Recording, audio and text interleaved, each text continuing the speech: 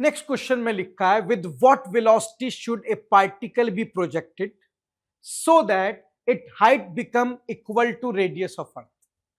अभी हमारा particle surface of earth पे रखा है, अर्थ का रेडियस आर, मास एम, और हमारा पार्टिकल अभी सरफेस ऑफ अर्थ पे रखा है। मैं इसको एक स्पीड देना चाहता हूं और मैं इसे इतनी स्पीड देना चाहता हूं कि ये मैक्सिमम हाइट कितनी एक्वायर कर ले, अर्थ के रेडियस के बराबर। मैक्सिमम हाइट तब आती है जब पार्टिकल की फाइनल स्पीड क्या हो जाती है, जीरो। हाँ, तो पार्टिकल की फाइनल स्पीड जीरो कब होनी चाहिए, जब उसकी हाइट अर्थ के रेडियस के बराबर हो जाए। क्या चाहिए, स्पीड चाहिए, ये वाली स्पीड। पूछ रहा है कितनी वेलोसिटी से मैं पार्टिकल को प्रोजेक्ट करूं ताकि पार्टिकल सरफेस से कहां तक पहुंच जाए, अर्थ के रेडियस के बराबर हाइट तक पहुंच जाए। देखिए, जितने भी ग्रेविटेशन, इलेक्ट्रोस्टैटिक मैग्नेटिज्म, इन तीन चैप्टर में जितने भी स्पीड वाले क्वेश्चन है, इन्हें कंजर्वेशन ऑफ एनर्जी से क्या करो, टोटल एनर्जी कंजर्व रहती है। तो टोटल एनर्जी जितनी सरफेस ऑफ अर्थ पे होगी उतनी टोटल एनर्जी मैक्सिमम हाइट पे भी होनी चाहिए। टोटल एनर्जी तो कंजर्व रहती है ना, जितनी total energy surface of earth पे होगी उतनी मैक्सिमम हाइट पे भी होगी। एट सरफेस ऑफ अर्थ आपने वेलोसिटी v दी है, तो kinetic half m v square होगी। सरफेस ऑफ अर्थ पे पोटेंशियल एनर्जी का डायरेक्ट फॉर्मूला है minus G M m upon radius. Maximum height पर फाइनल स्पीड जीरो हो जाती है, kinetic become zero. Maximum height above the surface का point है, वहां पोटेंशियल एनर्जी का फॉर्मूला होता है minus G M m upon distance. और डिस्टेंस कहां लेते हैं, सेंटर से। सेंटर से सरफेस तक आर और फिर ऊपर हाइट भी आर है, तो सेंटर से हाईएस्ट पॉइंट तक का टोटल डिस्टेंस 2r हो जाएगा। अब ये नेगेटिव टर्म उधर ले जाइए, half m v square equal to G M m by r minus G M m by 2r। इस तरह से half m v square equal to, इसमें से इसको माइनस करेंगे तो यह आएगा जी एम एम बाई 2r। या स्मॉल एम से स्मॉल एम कैंसल, 2 से 2, स्क्वायर को उधर ले जाओ तो बेटा फी की वैल्यू कितनी आ गई, under root G M by r. अगर आप इतनी वेलोसिटी से पार्टिकल को प्रोजेक्ट करेंगे तो वो पार्टिकल मैक्सिमम हाइट जो अचीव करेगा वो अर्थ रेडियस के बिल्कुल बराबर करेगा। तो आंसर क्या आएगा बेटे, ऑप्शन ए आ जाएगा। चेक कर लीजिए। नेक्स्ट क्वेश्चन में लिखा है a satellite S is moving in elliptical orbit around earth. हमारी सैटेलाइट एक इलिप्टिकल ऑर्बिट में चल रही है, S for satellite, mass let's small m, around earth S. और आपको पता है सैटेलाइट के पास मास है, अर्थ के पास भी मास, तो as per law of gravitation अर्थ का मास सैटेलाइट के मास को अपनी तरफ अट्रैक्ट कर रहा होगा ऐसे, ठीक। और यही फोर्स उस सैटेलाइट को इस इलिप्टिकल ऑर्बिट में मूव करा रहा होगा। आगे पढ़ते, the mass of satellite is very small as compare to mass of earth. कहता है सैटेलाइट का मास अर्थ के रेस्पेक्ट में काफी कम है, सबको पता है। आगे देन के बाद स्टेटमेंट लिखी। पहला स्टेटमेंट क्या है, angular momentum of S about the centre of earth changes in direction. गलत।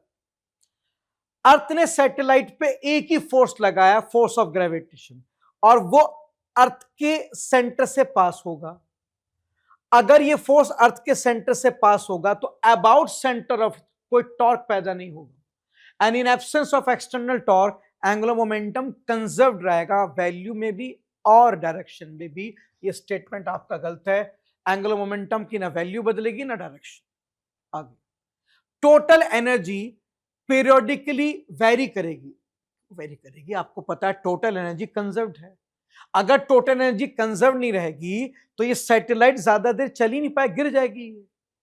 अगर मैं ये कहूं कि टोटल एनर्जी लगातार कम हो रही है, अगर एनर्जी लगातार कम होगी तो आपकी सैटेलाइट का ऑर्बिट कॉन्ट्रैक्ट होता रहेगा, कॉन्ट्रैक्ट होते होते सैटेलाइट अर्थ पे कोलैप्स कर जाएगी। अगर मैं कहूं सैटेलाइट की एनर्जी बढ़ रही है तो ऑर्बिट एक्सपेंड होने लगा, एक्सपेंड होते होते सैटेलाइट उड़ जाएगी। सर एक सैटेलाइट अराउंड अर्थ ऑर्बिट तभी कर सकती है जब उसकी टोटल एनर्जी हर समय कंजर्व्ड रहे।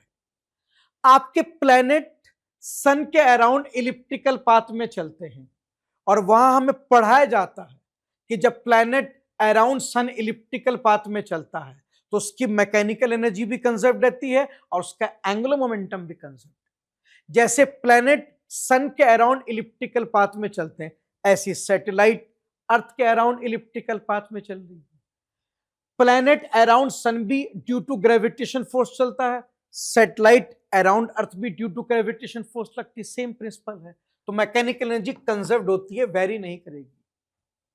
लीनियर मोमेंटम रिमेन कंजर्व, नहीं, लीनियर मोमेंटम कंजर्व नहीं रहेगा क्योंकि सैटेलाइट पे हर समय कांस्टेंट फोर्स, सैटेलाइट पे हर समय एक्सटर्नल फोर्स लगा, हर समय अर्थ सैटेलाइट के मास पर एक एक्सटर्नल फोर्स लगाती है and in the presence of external force satellite का मोमेंटम कंजर्व नहीं रह सकता। तो सैटेलाइट का मोमेंटम कंजर्व नहीं रहेगा। हाँ, अगर आप सैटेलाइट प्लस अर्थ दोनों को कंबाइंड सिस्टम ले लो तो फिर ये फोर्स इंटरनल हो जाएगा, तो दोनों का मिला के टोटल मोमेंटम कंजर्व हो जाएगा। मगर आपने खाली सैटेलाइट का पूछा, खाली सैटेलाइट पर हमारी अर्थ एक्सटर्नल फोर्स लगा रही है, खाली सैटेलाइट का मोमेंटम कंजर्व नहीं रहेगा। Last option, the acceleration of S is always directed toward the centre of earth. Satellite का एक्सेलरेशन हर समय अर्थ की सेंटर की तरफ होगा। यस, हमारी अर्थ हर समय सैटेलाइट पर एक फोर्स लगा रही है towards the centre. As per law of gravitation हर मास दूसरे मास को अपने सेंटर की तरफ अट्रैक्ट करता है। तो as per law of gravitation अर्थ का मास सैटेलाइट के मास को अपने सेंटर की तरफ अट्रैक्ट करेगा और जब फोर्स सेंटर की तरफ लगेगा तो उससे बनने वाला एक्सेलरेशन भी सेंटर की तरफ लगेगा। As per Newton second law force बराबर होता है मास इनटू एक्सेलरेशन। अब मास तो स्केलर है, उसके पास तो कोई डायरेक्शन है नहीं, तो जो डायरेक्शन फोर्स का होगा एग्जैक्ट वही ए का होगा। अगर फोर्स अर्थ के सेंटर की तरफ है तो एक्सेलरेशन भी अर्थ के सेंटर की तरफ होगा। यह स्टेटमेंट बिल्कुल ठीक है। इस क्वेश्चन में कहा गया है a ball is dropped from spacecraft revolving around earth. यह हमारी अर्थ है, इसके अराउंड एक स्पेस क्राफ्ट रिवॉल्व कर रहा है। स्पेस क्राफ्ट कह दो, सैटेलाइट कह दो, जो भी कहना चाहो। स्पेस क्राफ्ट सैटेलाइट की तरह अर्थ में रोटेट कर रहा है तो उसके पास एक ऑर्बिटल स्पीड होगी। कोई भी चीज अराउंड अर्थ तभी रोटेट करती है जब उसके पास एक ऑर्बिटल स्पीड होती है। Ball is dropped from space craft, हमारे पास एक स्पेस क्राफ्ट है जो अर्थ के अराउंड रिवॉल्व कर रहा है विद ऑर्बिटल स्पीड। वहां से हमने एक बॉल को ड्रॉप कर दिया है, यहां से हमने एक बॉल को ड्रॉप कर दिया। अब क्लास में पढ़ाया जाता है कि जब कोई बॉल किसी मूविंग ऑब्जेक्ट से ड्रॉप की जाती है तो उसकी इनिशियल वेलोसिटी 0 नहीं होती बल्कि उस मूविंग ऑब्जेक्ट के बराबर होती है। तो जब बॉल को आप इस स्पेस क्राफ्ट से ड्रॉप करेंगे तो बॉल की इनिशियल वेलोसिटी उसी स्पेस क्राफ्ट की ऑर्बिटल स्पीड के बराबर होगी और क्योंकि उसको भी ऑर्बिटल स्पीड मिली है तो वो भी उसी ऑर्बिट में रोटेट करने लगेगा। क्योंकि ऑर्बिटल स्पीड है तो आराम से रोटेट करेगा, तो आपकी बॉल भी आराम से ऑर्बिट में रोटेट करेगी, कोई नीचे नहीं गिरेगी। अगर इसकी वेलोसिटी 0 होती तो नीचे गिरती। लेकिन बेटा ये कंसेप्ट है कि जब कोई बॉल किसी मूविंग ऑब्जेक्ट से ड्रॉप की जाती है तो उस बॉल की इनिशियल वेलोसिटी उस मूविंग ऑब्जेक्ट के बराबर होती है। तो जब आप बॉल ड्रॉप करेंगे तो उसकी वेलोसिटी ऑर्बिटल स्पीड के बराबर होगी और अगर ऑर्बिटल स्पीड मिल गई तो वह आराम से ऑर्बिट करेगी। तो अब देखते हैं आंसर क्या आएगा बेटे। What will happen to the ball, पूछ रहा है बताओ बॉल क्या करेगी। पहला option, it will fall down to earth gradually, नहीं। It will go very far in space, बिल्कुल नहीं। It will continue to move with same speed along the original orbit, यही हम भी कह रहे हैं। वो उसी पाथ में कंटिन्यू करेगी जिस पाथ में स्पेस क्राफ्ट चल रहा था। क्योंकि उसे भी उतनी ऑर्बिटल स्पीड मिली है जितनी स्पेसक्राफ्ट के पास थी। नेक्स्ट क्वेश्चन है, the minimum energy required to launch a satellite of mass m from surface of earth. हमारे पास एक अर्थ है, radius capital R, mass capital M, और यहां इसके सरफेस पे एक सैटेलाइट रखी है स्मॉल m की।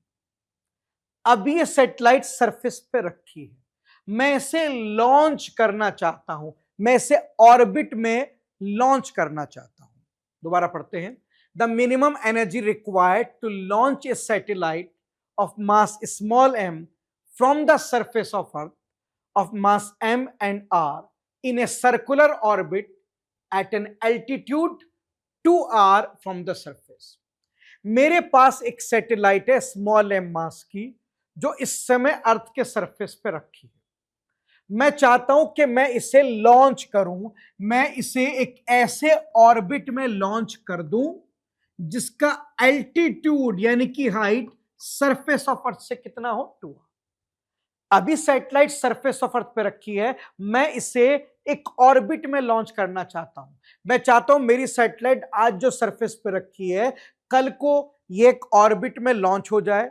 और आपको पता है सैटेलाइट ऑर्बिट में क्या करती है, ऑर्बिट करती है विद ऑर्बिटल स्पीड। वहां जाके सैटेलाइट क्या करेगी, सर्कुलर पाथ में ऑर्बिट करेगी। अब ये बताओ, एक सैटेलाइट सरफेस पे रखी है और मैं चाहता हूं वो ऑर्बिट में चली जाए, तो अपने आप चली जाएगी? क्या कोई चीज नीचे से उठकर अपने आप ऊपर जा सकती है? नहीं, आपको एक्स्ट्रा एनर्जी देनी पड़ेगी, आपको एक्स्ट्रा एनर्जी देनी पड़ेगी। वो एक्स्ट्रा एनर्जी उसको नीचे से उठाकर ऊपर ले जाएगा। अब एक्स्ट्रा एनर्जी किस फॉर्म में देंगे वो आपकी मर्जी है।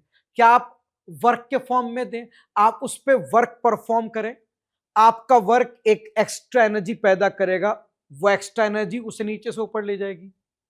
या आप वर्क ना करें, आप डायरेक्ट उसको कोई वेलोसिटी दे दें, कोई काइनेटिक एनर्जी दे दें, वो एक्स्ट्रा काइनेटिक एनर्जी उसको नीचे से उठाकर कहां ले जाएगी, ऊपर। भाई कोई पार्टिकल नीचे रखा है, अब आपको पता है कोई चीज नीचे रखी है तो वो अपने आप नीचे से ऊपर नहीं जा सकती, उसके लिए आपको एक्स्ट्रा एनर्जी देनी पड़ेगी। क्या तो आप एक काम करें, उसे हाथ से पकड़ें और उसे खींचते हुए ऊपर ले जाएं। ऐसा करते वक्त आप अपने हाथ से वर्क परफॉर्म कर रहे हैं, वर्क के थ्रू आपने उसे एक्स्ट्रा एनर्जी दी। यह काम करें, वर्क मत करें, इसको थोड़ी वेलोसिटी दे दें ऊपर की तरफ, ऐसे फेंक दें ऊपर। जब आप वेलोसिटी देंगे तो इनडायरेक्टली आप एक्सेस काइनेटिक देंगे, वो एक्स्ट्रा काइनेटिक उससे नीचे से ऊपर ले जाएंगे। अब दो में से एक काम तो करना पड़ेगा, क्या तो आप इस पर वर्क परफॉर्म करें जो उसको नीचे से ऊपर ले जाए, या आप उसको एक्स्ट्रा काइनेटिक दें जो उससे नीचे से ऊपर ले जाए। अब वो आपकी हेडेक है, आप कैसे करें। आइदर आप इस पे वर्क परफॉर्म करें ताकि सैटेलाइट नीचे से उठकर ऊपर चली जाए, या आप इसको एक्स्ट्रा काइनेटिक दे दें जो उसे नीचे से ऊपर ले जाए।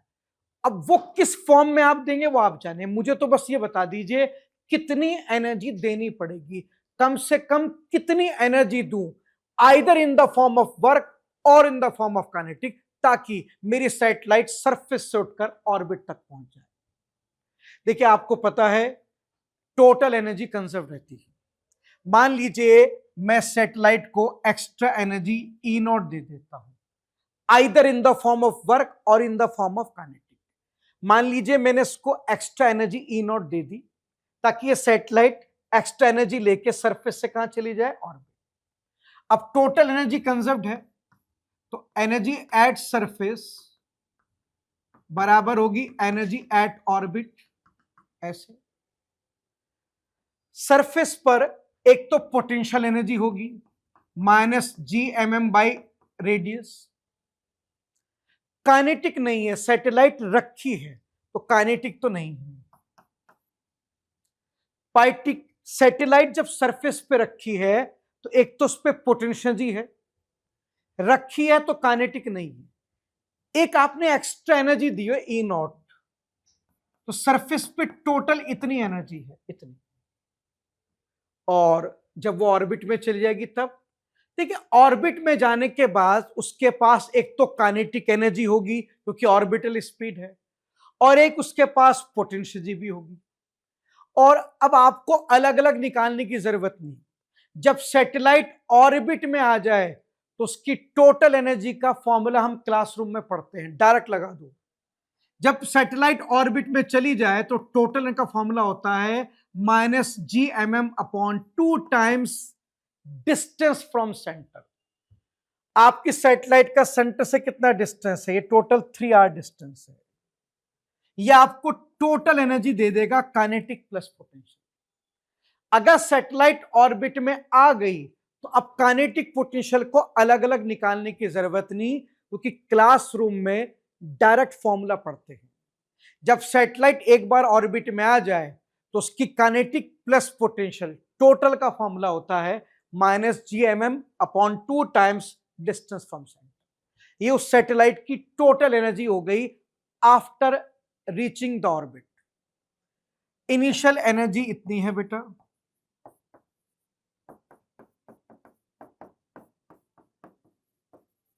ये फाइनल है।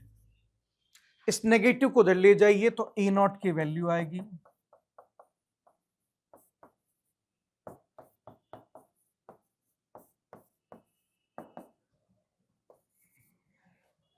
अब ऊपर नीचे यहां 6 से मल्टीप्लाई कर दें, 6 - 1 5 हो जाएगा, तो यह आएगा 5GMM/6R।